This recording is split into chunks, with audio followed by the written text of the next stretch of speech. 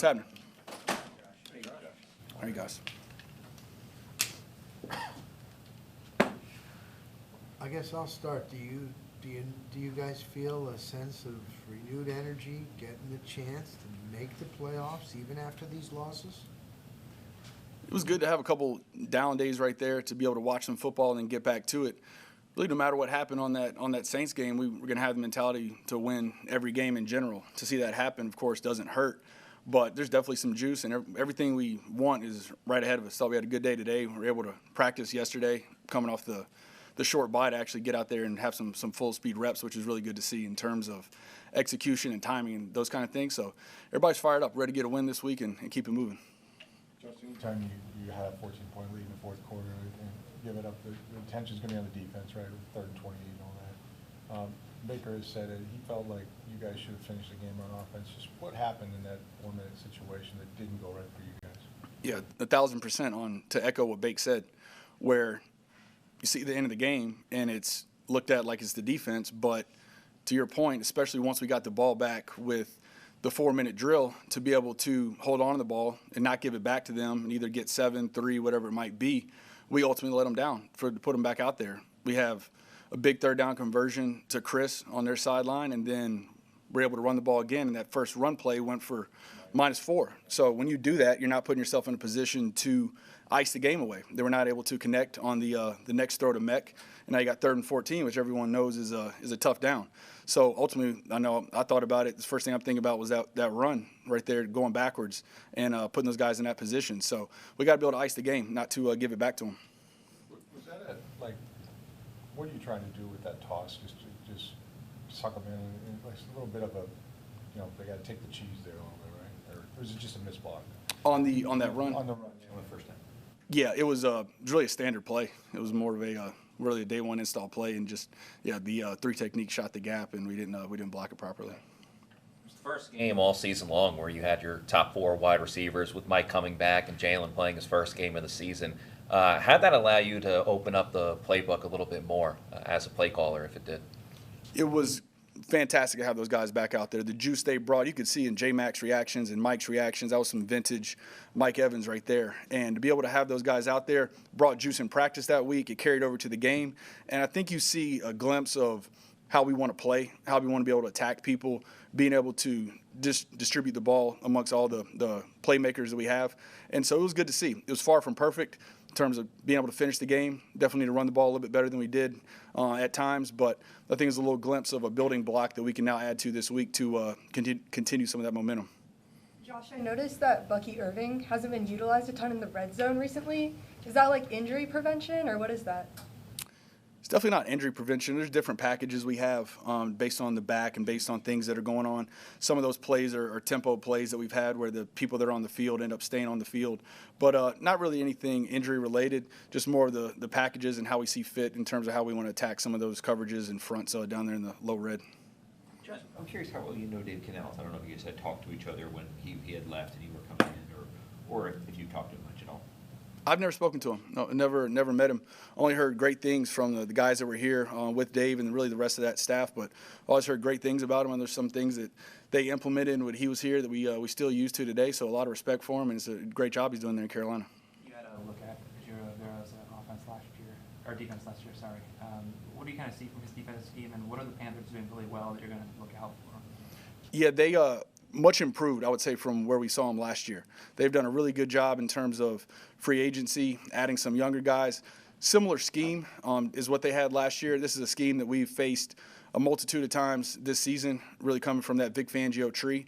So it's something we're pretty familiar with when it comes to that. But what they've been able to do, especially a couple times we played, or one time we played them, Horn didn't play and Brown wasn't out there. So these guys are playing really hard. The scheme is a very good scheme, very sound. They try to keep the top on the defense, try to limit explosives, and they're playing at a high level right now. So Baker's numbers have not been obviously as good as when he was up for MVP, but we know he was banged up. He seems healthier. Now he's got, and he was saying with Evans and McMillan and Godwin and having everybody back, do you feel like he can play like he was playing earlier in the year right now? Absolutely.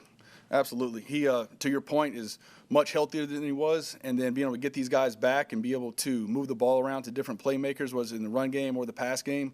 A little bit of an anomaly there with the rain game a couple weeks ago, but he's in a great spot. I think he played well, and you can see when you can move the ball around and they can't focus on a certain guy, some of these guys being more open than normal. So he's in a great spot. With Mike, especially, maybe Jalen too, but just the energy, in that competitiveness that raises it. You feel that on the field on offense when they're out there? 100%, because we talk about it all the time on the element of receivers making plays, whether it's Mike on a fade ball, what that does to our sideline. You guys hear what it does to the fans.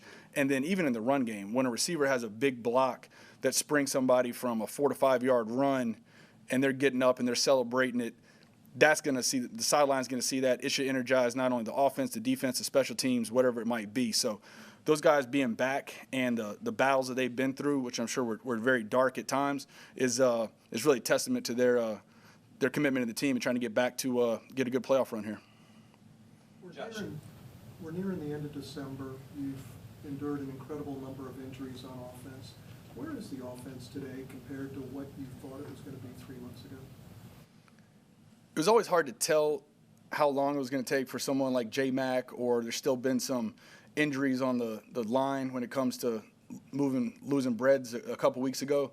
So it was always hard to forecast that far out with it being such a week-to-week league. But I do think with the group that we put out there on Thursday was closer to how you envision calling games and elements of run game and pass game. And it's definitely working closer towards that as these guys can get their rep counts up and things of that nature.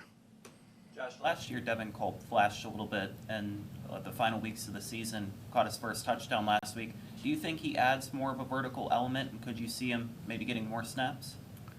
He did a nice job on that play. That was a great play. It was a greek read by Bake. The safety didn't cheat over there, so it was definitely a good hit down there. And I thought he's done a good job.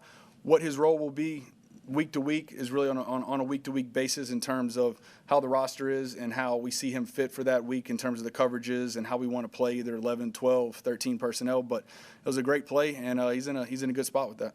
And then for Graham Barton, in his second season as a center, how do you feel like he's maybe evolved? Do you see his progression still kind of going upward? Definitely. With for one, being able to play tackle and then moving back into center, which seems like a year ago at this point, but his ability to do that and then come back to center and take off where he was in the offseason with his progression on the communication with those guys, and then the fact that he's now playing with, and hats off to Feeney and hats off to Mike for the role they've done and stepping up, but now his communication with those guys and being on the same page versus when it's Cody and when it's Breads in there who have more banked reps with him. So he now takes on a bigger role just because he hasn't played as much with those guys. So he's clearly a leader of this team. His progression, his arrow is up. I think he's done a hell of a job so far. Josh, I know it's been a while since Graham played left tackle, but did that mess him up at all this year, flipping positions in midseason? I wouldn't say it messed him up. I would say it was definitely a challenge. Just the way that you're setting on a defensive end versus setting on a shade is completely different. It goes from being the one making the calls on who the mic is, how are we going to fix the protection, to being at the mercy at that time of Breads, who was in control of that, who Baker was in control of that. So with him, he was able to do that pretty flawlessly. To be able to do that at the NFL level, I think is very impressive. I don't know if you've seen some of these videos, but some offensive coordinators and quarterbacks recently in the last few days have been talking about kind of the evolution of coverage reads in an offense versus pure progression. I wanted to ask, what have you seen from that sort of evolution in your sort of career as a upcoming play caller, and maybe how does Baker Mayfield utilize both those concepts or one of those concepts or neither in your offense? Yeah, I definitely think you've seen a change, and it would definitely be a conversation for if we could sit around here for a couple hours. But it's one where you definitely see more of it in terms of just this is how you're starting on the progression. You're going 1, 2, 3, going across the board versus if it's middle field open, we're going here. If it's middle field closed, we're going there. If it's man coverage, we're going here. If it's zone coverage, we're going here.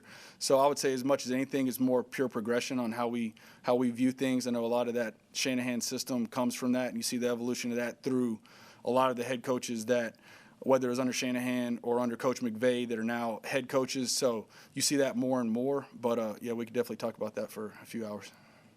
As we talked about how this is kind of Todd Bowles says a players' league, you know, and this time of year, you've been through a lot, and I know you're getting some guys back, right? But in terms of just like confidence and you know, when you lose a lot of games, 5 out of 6, whatever it is, as a coach, like, how do you turn that around? Like, how do you battle, you know, momentum? Games have momentum, right? Seasons Yep. have momentum. For sure. How do you turn that around in a season? I think it's the attention to detail from the meetings into the practice.